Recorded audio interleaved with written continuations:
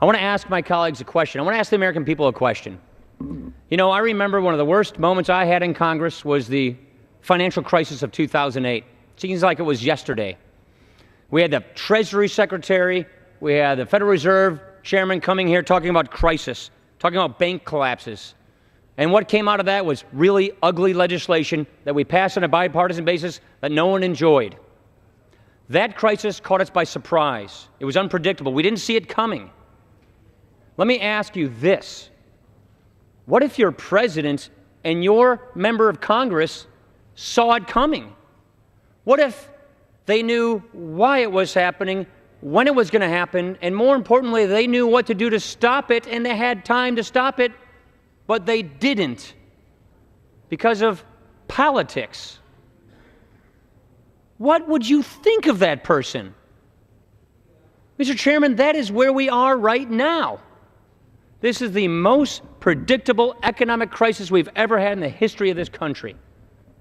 And yet, we have a president who is unwilling to lead. We have too many politicians worried about the next election and not worried about the next generation. Every politician in this town knows we have a debt crisis. They know that we are in danger. We cannot avoid this choice. To govern is to choose. We are making a choice even if we don't act, and that's the wrong choice.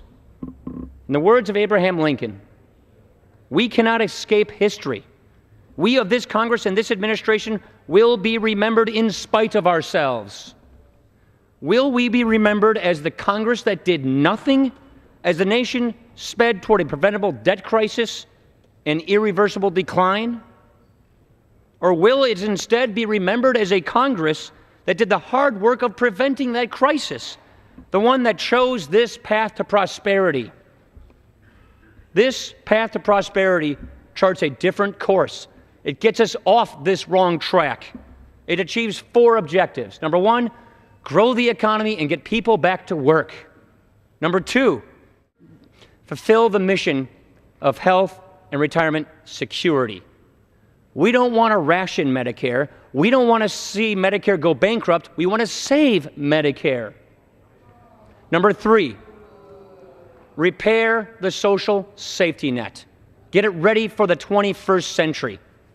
We don't want a welfare system that encourages people to stay on welfare. We want them to get back on their feet and into flourishing, self-sufficient lives. So let's reform welfare for people who need it, and let's end it for corporate welfare for people who don't need it.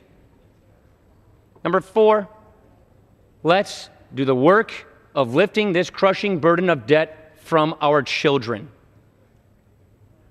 This is what we achieve.